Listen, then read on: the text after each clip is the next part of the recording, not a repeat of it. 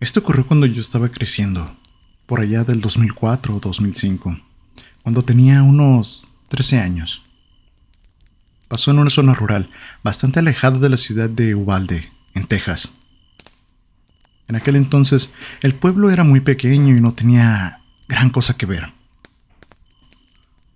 Es uno de esos lugares que no queda realmente de camino a ningún sitio importante. Mi padre conocía a alguien que era dueño de un lote de cacería de ciervos. De unas 1000 acres, creo. Esta persona se quejaba de que una enorme cantidad de jabalíes estaba destrozando su terreno. Y como en el sur era temporada abierta para cazar jabalíes, a mi papá se le ocurrió sorprenderme ese verano y llevarme por unas semanas a cazarlos. No solo le servía para hacer contactos por su trabajo, sino que también nos daba tiempo de calidad como padre e hijo. Recuerdo que el viaje desde Dallas fue una tortura. Eran unas 7 horas en el Jeep Wrangler de mi papá. Ese carro era muy incómodo. Lo odiaba. Lo único que podía hacer era mirar por la ventana o intentar pasar Super Mario Land 2 en mi Game Boy. Algo que nunca logré en mi infancia, de hecho. Como era de esperarse, el viaje tomó casi todo el día y llegamos ya al atardecer. El dueño del terreno le había dicho a mi padre que nadie más había rentado ese lote por ese año y que la cabaña podía estar un poco rústica y polvorienta. A mí realmente no me importaba. A esa edad ya llevaba un par de años en los scouts y pasaba mucho de mi tiempo libre en el bosque o pescando con amigos. Así que estaba acostumbrado a lo rudimentario. Al abrir la reja y conducir hacia la cabaña nos instalamos. El lugar era bastante descuidado. Polvo y tierra por todas partes. Moscas. Recuerdo que parecía como si unos mapaches se hubieran metido a la cabaña y dejado sus heces en el piso. Después de limpiar un poco y sacar los sacos de dormir, montamos los catres y decidimos acostarnos. Pero había algo extraño esa noche. No pude ponerme lo suficientemente cómodo para dormir de manera profunda. No sabría explicar el por qué, pero tenía esa sensación incómoda de ser observado. Al final, logré quedarme dormido, quizá 1 hora. Cuando despertamos, era temprano, como las 7 de la mañana. Decidimos recorrer el terreno en busca de huellas y señales de los jabalíes y encontrar un buen lugar para montar el punto de caza y camuflarnos con el ambiente. Yo iba buscando más pistas cuando mi papá me detuvo con el brazo. Recuerdo levantar la vista y ver a alguien de pie, a unos 50 metros. Parte de su cuerpo estaba cubierta por los árboles. Aquello era propiedad privada, así que esa persona definitivamente no debería estar ahí. El dueño nos había confirmado antes de llegar que nadie más tenía el terreno rentado. Además, la reja había estado cerrada con candado cuando llegamos. La persona llevaba una chamarra roja, muy brillante. Caminamos despacio hacia ella. Mi papá le gritó algo como: «Oiga, somos cazadores y este terreno es privado». Pero no se movió ni un milímetro. Se quedó completamente inmóvil. Ya a unos 30 metros, vimos que estaba de espaldas a nosotros, con las manos en los bolsillos. Y lo raro era su ropa.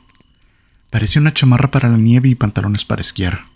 Y estamos hablando de Texas, en pleno verano, con unos 37 grados a esa hora. Mi papá volvió a hablarle, y nada. Me dijo que me quedara detrás de él, y desabrochó el broche de la funda de su pistola. Era lo único que teníamos encima porque solo estábamos explorando. Los rifles seguían en la cabaña. Nos acercamos por el lado derecho de la figura y, cuando estábamos a unos 20 metros, mi papá me ordenó detenerme y agacharme. Lo vi rodear a la figura, hablándole, preguntando si estaba bien. Cuando por fin pasó al frente, se quedó quieto, mirándola, con una expresión de confusión total. Le pregunté qué pasaba, a lo que él me respondió solamente: es un maniquí. Me acerqué mientras él seguía mirándolo fijamente. Conforme me aproximé, algo me llamó la atención de inmediato. La ropa que llevaba estaba completamente nueva. No tenía polvo, no tenía savia de los árboles, sin excremento de pájaros, sin señales de haber estado a la intemperie. Parecía recién puesta ahí. En ese momento vi a mi padre y vi cómo se ponía tenso. Casi al instante, yo sentí lo mismo. Esa sensación de que alguien nos observaba. Y supe que él la sentía también. Quise llorar. Recuerdo sentir un miedo repentino, muy profundo. Mi papá me susurró: nos vamos ahora. Comenzamos a escuchar hojas ser aplastadas, ramas romperse. Los sonidos venían de todos lados, como si estuviéramos rodeados. Mi padre rápidamente me tomó de la mano y desenfundó su pistola nuevamente. Escaneó todo el entorno durante el camino de regreso mientras yo intentaba contener las lágrimas. Volvimos lo más rápido que pudimos. Para mí, se sintió como una eternidad, aunque en realidad habrían sido unos 40-45 minutos. Al llegar a la cabaña recogimos todo y nos fuimos. Regresamos a casa ese mismo día. No hablamos durante todo el camino. Recuerdo que al salir de ahí, mi papá llamó al dueño del terreno. Él estaba confundido. El dueño dijo que la siguiente semana pasaría por la zona y revisaría.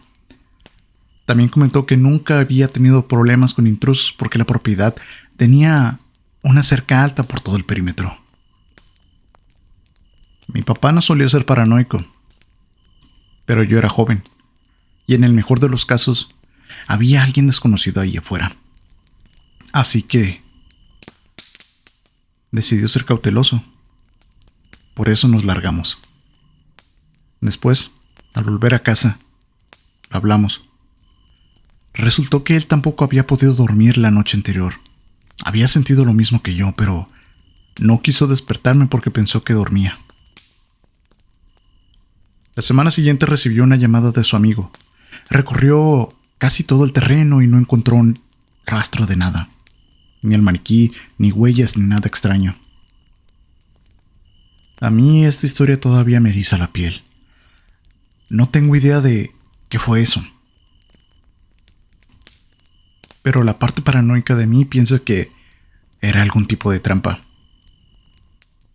No es lo más terrorífico que me ha pasado en el bosque, pero sí está fácilmente en el top 3. Sea quien sea que estaba ahí, me alegra no haberlo conocido.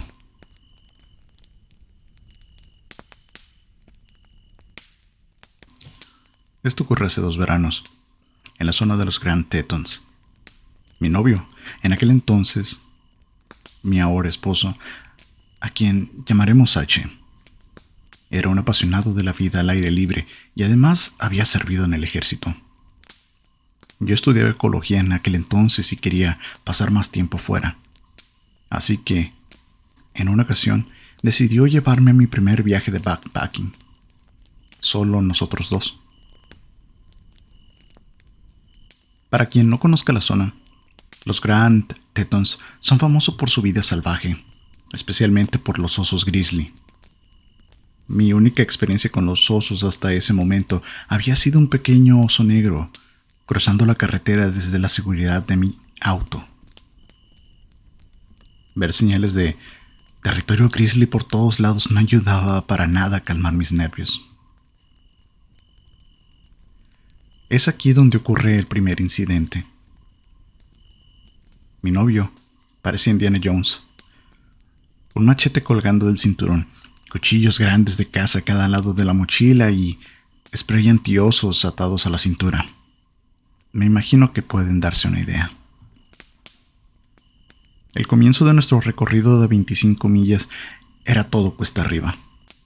Cuando estás en territorio de osos, se supone que debes de hacer ruido para no sorprender a la fauna por accidente. Pero ya imaginarás que subir una pendiente empinada cargando una mochila de casi 20 kilos no facilita mucho la conversación. Llevábamos como una hora y estábamos a punto de llegar a la cima del ascenso, cuando noté que el bosque se había quedado completamente en silencio.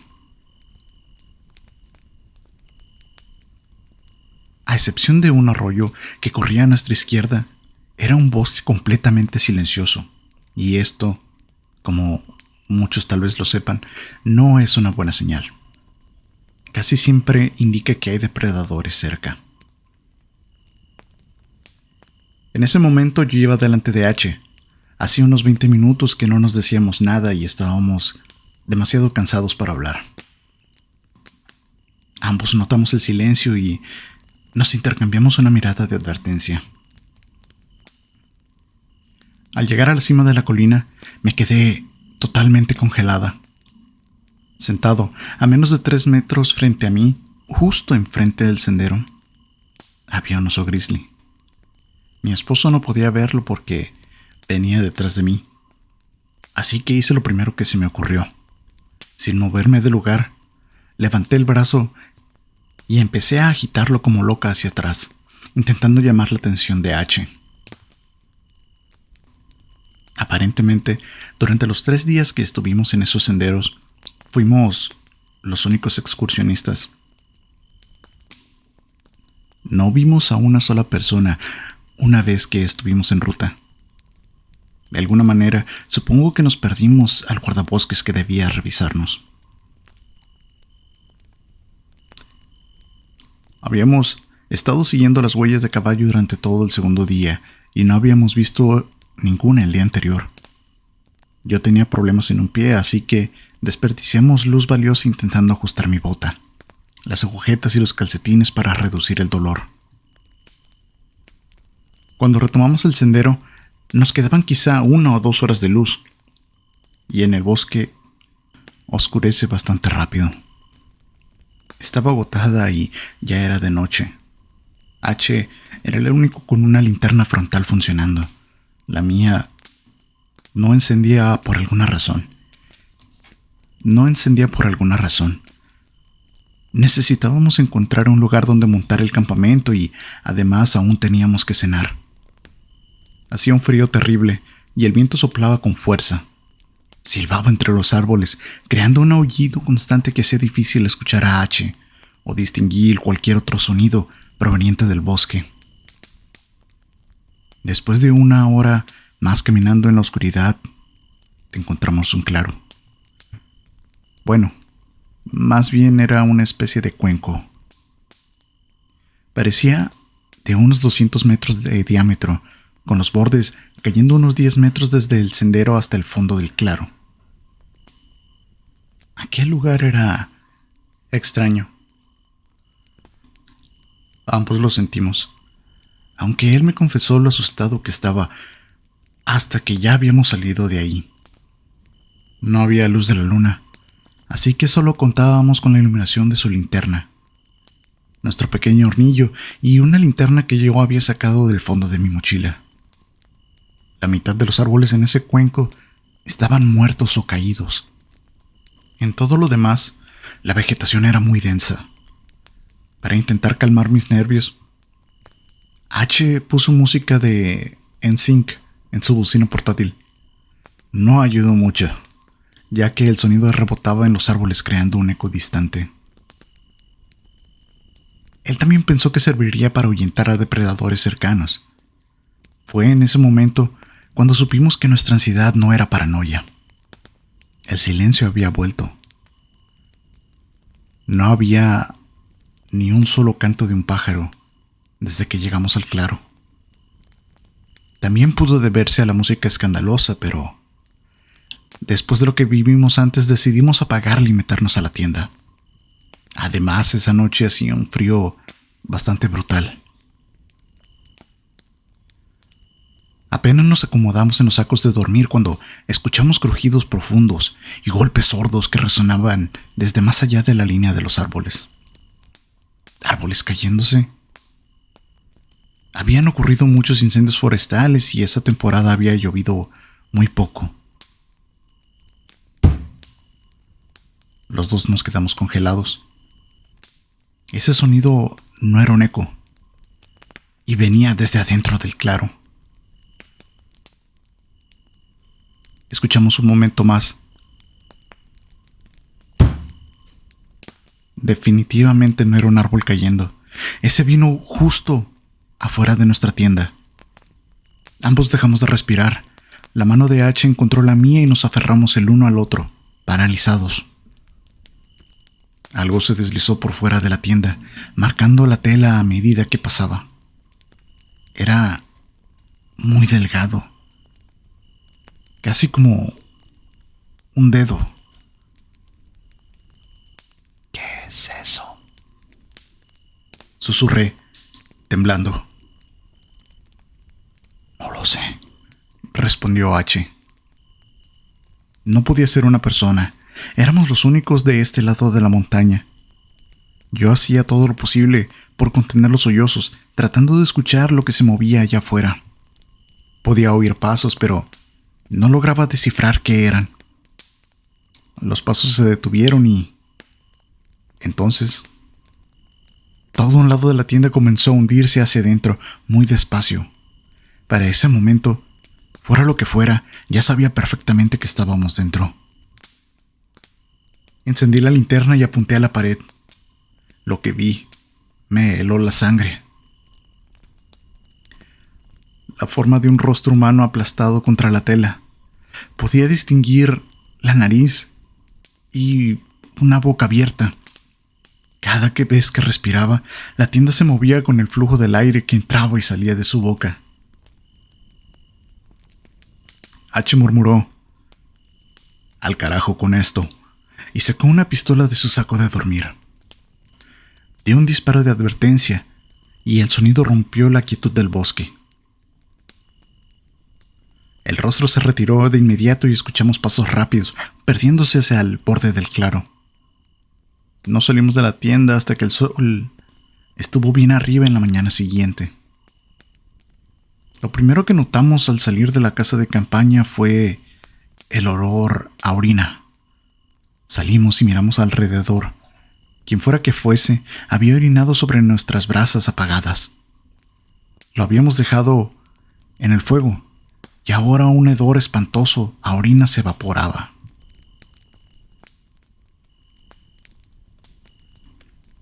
Había huellas por todas partes, rodeando la tienda una y otra vez. Y sobre la lona, manchas de manos embarradas. Al menos queremos creer que eso era barro. La enseñanza es sencilla. La vida silvestre a veces no es lo más peligroso del bosque.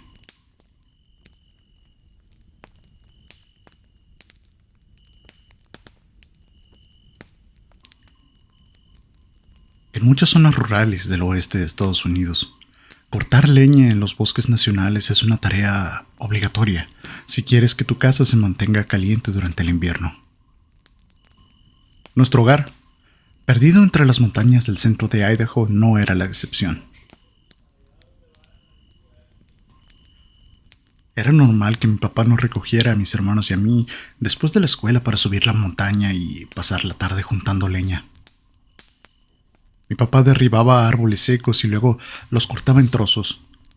Mis hermanas y yo teníamos la tarea de rodar esos pedazos hasta la camioneta y subirlos. Repetíamos ese proceso en forma de línea de ensamblaje hasta llenar la caja de la camioneta, casi siempre antes de que cayera la noche.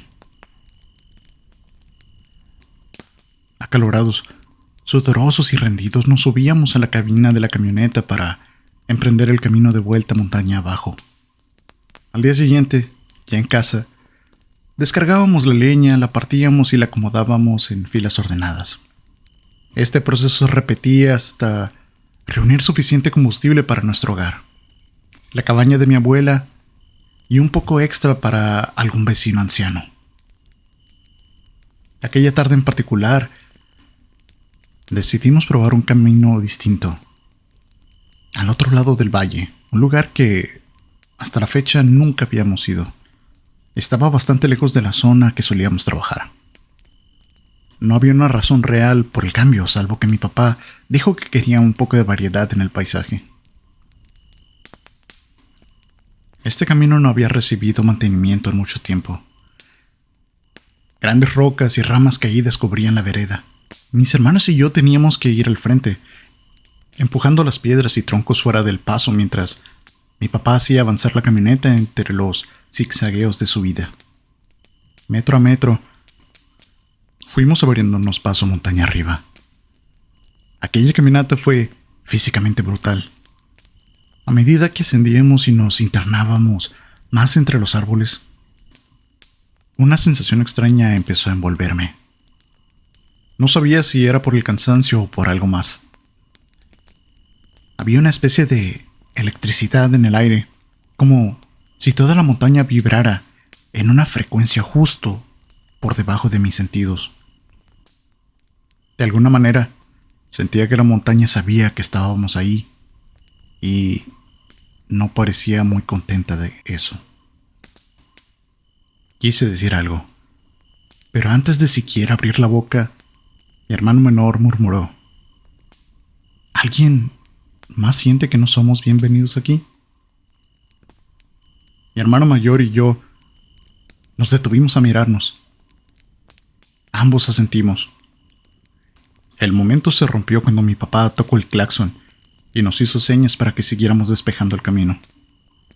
A regañadientes, avanzamos hasta un pequeño claro entre los árboles, donde por fin detuvimos la camioneta. Mi papá, ajeno a nuestra inquietud como siempre, o tal vez simplemente decidió ignorarla, tomó su motosierra y se puso a trabajar. Mientras los árboles caían y cargábamos los pedazos, esa sensación ominosa se aferraba a mí, envolviéndome como un manto oscuro. Noté que mis hermanos se lanzaban miradas ocasionales por encima del hombro mientras trabajábamos. Todos, menos mi papá, parecían tensos. El sol se escondió entre los árboles y el crepúsculo comenzó a caer. A medida de que la luz se retiraba del cielo, mi ansiedad solo empeoraba. No fue sino hasta que mi papá, inesperadamente, nos dijo que subiéramos a la camioneta cuando sentí una oleada de alivio. Pude ver cómo la tensión también se disipaba de mis hermanos. La camioneta no estaba llena, algo extraño. Para mi papá, llevar solo media carga siempre había sido un desperdicio. A veces trabajábamos hasta entrada la noche para asegurarnos de llenarla por completo. Pero esa tarde parecía querer irse cuanto antes. Con todo cargado comenzamos el descenso. Aunque estábamos rendidos, todos parecíamos de mejor humor. Platicábamos y hacíamos bromas, tratando de liberar la tensión acumulada durante la tarde. Estábamos a punto de salir de la línea de árboles y entrar al desierto del valle. Bajando por los zigzagueos hay que tener cuidado, especialmente si traes peso en la camioneta. Incluso si solamente era la mitad de lo que habitualmente llevábamos. Entonces, una mancha marrón salió desde el lado descendente de la curva. ¡Mierda! Fue lo único que dijo mi papá mientras pisaba el freno a fondo. Con la camioneta cargada y bajando, era imposible evitar estrellarnos contra la figura. Finalmente, el vehículo se detuvo. Los cuatro miramos a través del parabrisas. Nadie dijo una palabra. Iluminado por el brillo amarillento de los faros, yacía un cuerpo arrugado. Era un venado atropellado. Refunfuñando y maldiciendo la existencia del animal, mi papá bajó de la camioneta para revisarlo. Haciendo lo que se les dijo, mis hermanos se quedaron dentro de la camioneta. Yo no obedecí y seguí de cerca a mi papá. El vehículo parecía estar bien. No íbamos rápido cuando golpeamos al venado, solo quedaron unos mechones de pelo y sangre en la defensa. Atropellar a un venado por estos lados no es algo inusual. Las montañas están llenas de ellos. Incluso, a veces se les considera como una plaga. Pero lo extraño de esta ocasión fue que este cayó tan rápido. A velocidades mayores los venados suelen quedar en pie unos segundos y luego salen corriendo para morir dentro del bosque, impulsados por ese último estallido de adrenalina. Pero este se desplomó como un muñeco de trapo. Antes de siquiera acercarnos al cadáver, un olor profundo y nauseabundo nos golpeó. Los venados huelen mal cuando están vivos, pero esto era de otro nivel. Era el olor de la descomposición, olor de podredumbre. Mi estómago empezó a revolverse a medida que nos acercábamos. Las fosas nasales me ardían. Al llegar hasta él, estaba más claro que estaba muerto. Muerto de verdad. El hedor era tan intenso que me hacía lagrimear. El cuerpo era una auténtica escena de horror. Los ojos del venado habían desaparecido, reemplazados por dos cuencas hundidas y vacías, como si para compensar su ausencia, la lengua estaba hinchada y negra como el carbón. Era tan grande que no cabía en la boca y colgaba hacia un costado. El abdomen estaba abierto. Vísceras y entrañas se derramaban sobre la tierra. A la luz tenue de los faros, parecía como si el paisaje y las vísceras del venado se movieran. Casi como si se retorcieran. Conteniendo la respiración me agaché para mirar más de cerca y mi corazón se detuvo. El venado, por dentro y por fuera, estaba cubierto de gusanos. Sí, como antes mencioné, estaba muerto. Pero esto significaba que nuestra camioneta no lo había matado. Claramente llevaba días, quizás semanas muerto. Retrocedí nauseabundo. La ansiedad eléctrica regresó de golpe, rugiendo dentro de mí. Mi papá siempre había sido el tipo callado y estoico. Pero ahí, bajo la luz tenue amarillenta de los faros, pude ver el horror absoluto en su rostro. Su mirada no estaba puesta en el venado, sino hacia abajo, hacia la ladera, ocultando muy mal el miedo en su voz. Me ordenó que volviera a la camioneta y subiera. En esta ocasión le obedecí sin decir una palabra. Justo cuando tomé la manija de la puerta, un grito agudo estalló entre los árboles, ramas crujiendo y partiéndose. Algo estaba subiendo por la pendiente, directo hacia nosotros. Cerré la puerta de golpe, justo cuando mi papá alcanzó la camioneta. Antes de que terminara de cerrar la suya, ya estaba pisando el acelerador. La camioneta salió disparada. Pasamos por encima del cadáver del venado y empezamos a bajar la montaña a toda velocidad.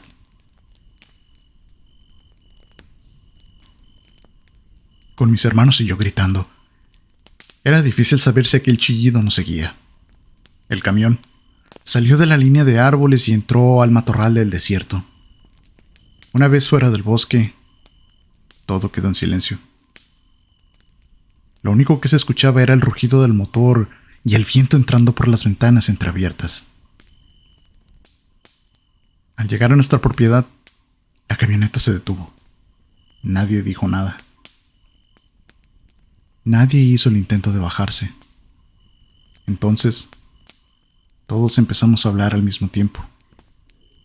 Teníamos 1000 preguntas. ¿Qué había sido ese grito? ¿Cómo es que un venado muerto saltó cuesta arriba frente a la camioneta? No había manera de que lo hubiéramos matado nosotros. Pero mi papá negó con la cabeza y nos hizo callar. Ese venado ya estaba muerto cuando lo golpeamos. No saltó frente al camión, dijo con voz tensa. Lo lanzaron hacia nosotros. Nos quedamos mirándolo en silencio. Nos explicó todo el día. Allá arriba en la montaña había sentido una incomodidad profunda, pero para no preocuparnos no dijo nada. Lo describió como entrar en una sala de un desconocido mientras esa persona duerme en el segundo piso. El sentimiento nunca lo dejó. Y, cuando cayó el crepúsculo, alcanzó a ver una sombra por el rabillo del ojo, no muy lejos, entre los árboles. Figuras moviéndose de tronco en tronco. Nunca pude enfocarlas lo suficiente para verlas bien. Apenas intentaba, se escondían detrás de algún árbol. Su estómago se hundió.